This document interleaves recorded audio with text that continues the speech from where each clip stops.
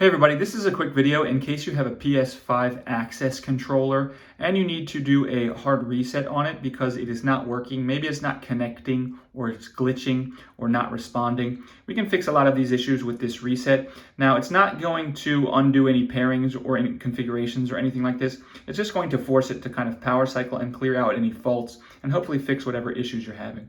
It's pretty simple to do. The first thing we want to do is we want to make sure our PS5 is turned off. So let's go ahead and turn it off. And then with this disconnected, we're just going to come in here and find on the bottom, you'll find this little reset hole right here.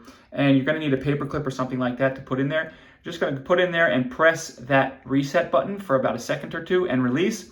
Once you do that, then you're going to want to actually, via the USB cable, connect this device to your PlayStation, and then you'll hit the PS button and it will be fully reset, and then you can go ahead and turn the PlayStation back on and see if that doesn't fix the issue.